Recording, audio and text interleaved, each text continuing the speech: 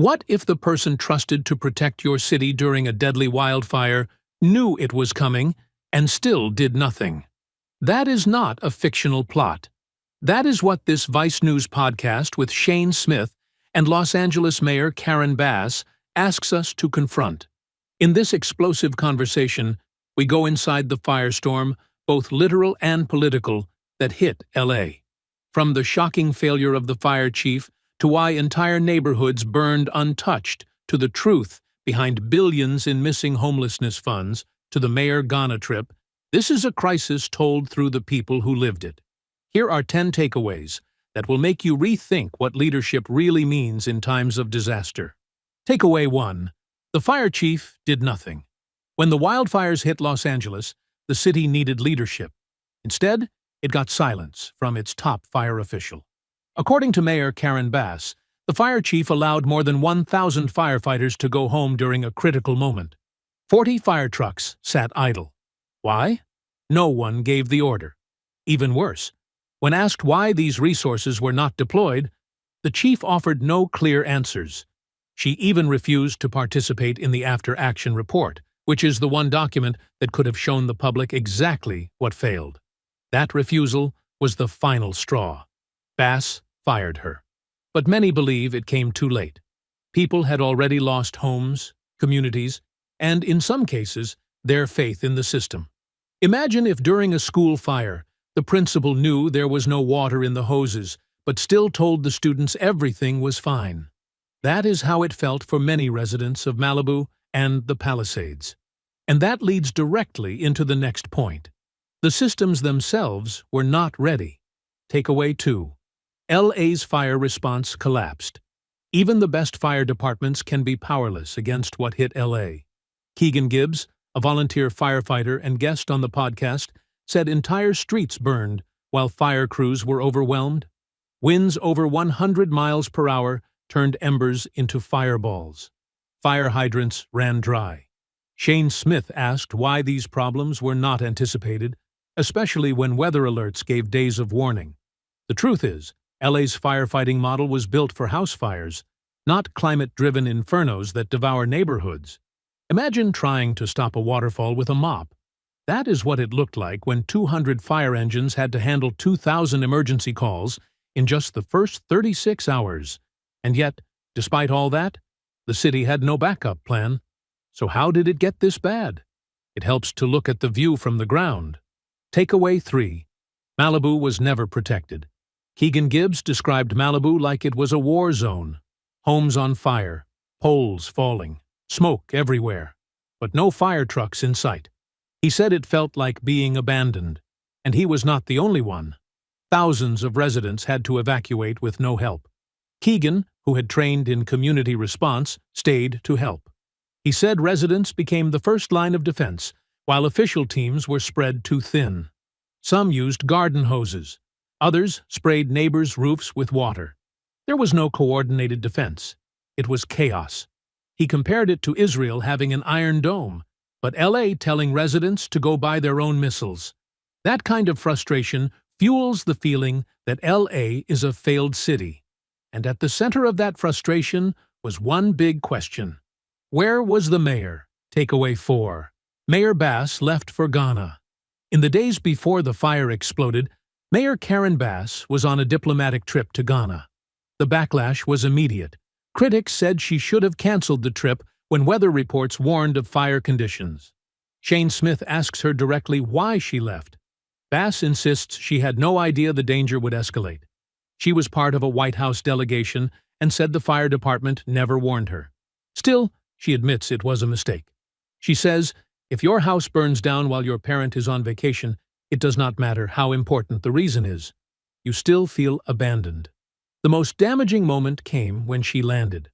A reporter ambushed her at the airport, asking if she owed LA an apology. She was jet-lagged, tired, and caught off guard.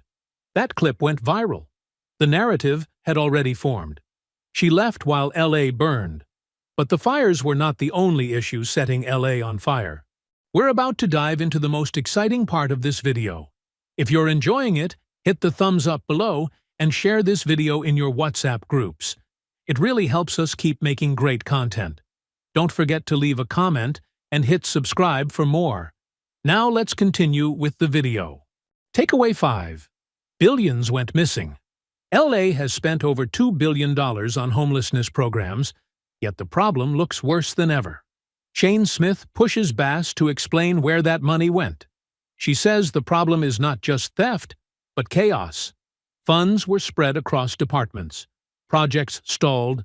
Vouchers went unused. One example hits hard. Over 1,000 housing vouchers for veterans were sitting unused because of a paperwork glitch. Veterans had to choose between their disability payments and getting a place to live.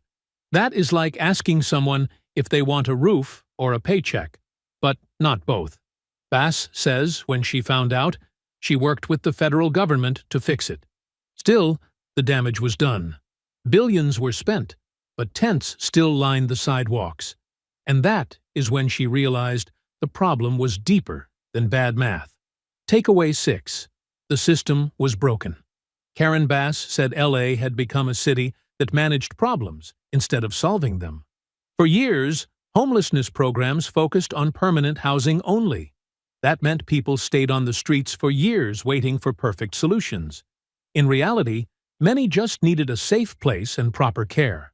Her Inside Safe program moved people into hotels and connected them with medical help.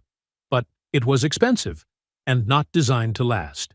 She said the real issue was the lack of follow-through. Some nonprofits were paid just for running programs, not for results. Imagine a teacher getting paid the same whether students passed or failed. That is how LA's homelessness contracts used to work. Bass is trying to change that by tying funding to real outcomes. And one of the biggest threats to those outcomes was not inside the city at all. Takeaway 7. LA got sued over immigrants. The Trump administration sued Los Angeles for protecting undocumented immigrants. LA had passed sanctuary city laws, which meant local police did not help with federal immigration raids. The lawsuit accused city leaders of blocking justice. Mayor Bass was named in the suit. Shane asked what would happen if LA lost the case. Bass said it could end sanctuary protections and let federal agents start arresting people again. That would be a disaster, she said. Not just for families, but for the economy. Immigrants, especially undocumented ones, make up a huge part of the rebuilding workforce. Bass said if they are afraid to work or show up, LA cannot rebuild. That fear was already happening during the fire recovery.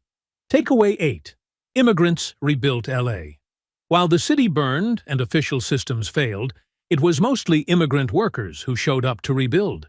Bass and Shane both agreed that this labor force is invisible but essential. Many undocumented workers did not even sleep in homes. They slept in trucks, vans, or on job sites. But after ICE raids, many disappeared overnight.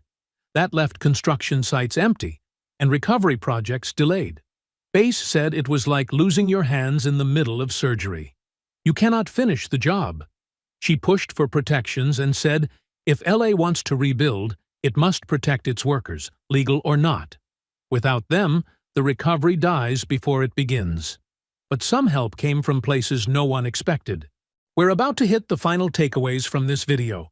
If you're enjoying it, hit the thumbs up below and share this video in your WhatsApp groups. It really helps us keep making great content. Don't forget to leave a comment and hit subscribe for more. Now, let's continue with the video. Takeaway 9. Private help stepped in. While government agencies were still writing reports, private citizens were already rebuilding. Developer Rick Caruso and NBA player J.J. Redick teamed up with Mayor Bass to restore a local recreation center.